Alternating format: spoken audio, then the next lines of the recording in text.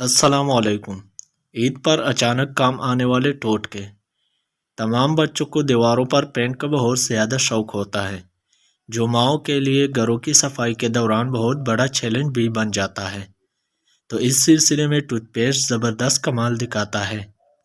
دیواروں پر جہاں بھی داغ دھبے موجود ہوں، اسی جگہ پر ٹوتھ پیسٹ کو رگڑ کر کپڑے سے داغ والی جگہ صاف کر دے، داغ فوری ختم ہو جائے گی۔ عید کے دن خواتین ہر وقت گھر کے کاموں میں مصروف رہتی ہیں، تو ٹائم بچانے کے لیے پیاز کو پہلے سے باریک کاٹ لیں۔ اس کے بعد دیگچی میں تیل گرم کریں اور پیاز ہلکی آنچ پر سنہری کر کے کاغذ پر پھیلائیں۔ جب خستہ ہو جائے تو اسے پلاسٹک کی تیلی میں بند کر کے ڈیپ فریزر میں رکھ لیں اور حسب ضرورت استعمال کریں۔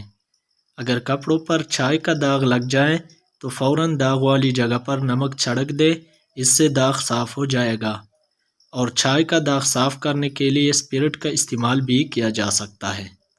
سفید کپڑوں کو مزید سفید بنانے کے لیے ان کو تیل دینے کے علاوہ آدھی بالٹی پانی میں آدھا چمچہ پٹکری کا پاؤڈر ڈال دیں اور پھر اس میں سفید کپڑے ڈال کر چند منٹوں بعد نکال کر سکھا لیں۔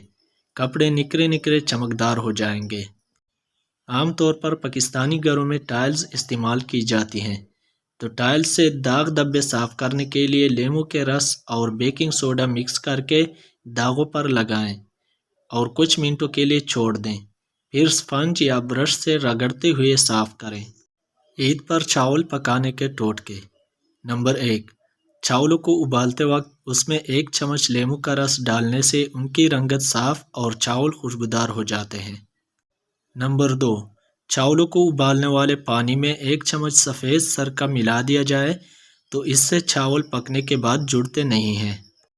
نمبر 3، چاولوں کا پانی نچوڑنے کے بعد یا چاول کو دم پر رکھتے وقت احساس ہو کہ چاول سخت رہ گئی ہیں تو کوئی کپڑا یا اخبار گیلا کر کے ڈھکن کے اندر رکھیں اور پھر دم دیں تو چاول نرم ہو جائیں گے۔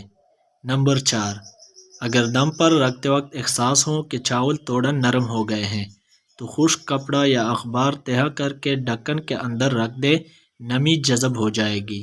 ویڈیو کو لائک کریں اور چینل کو ضرور سبسکرائب کر لیں۔ شکریہ۔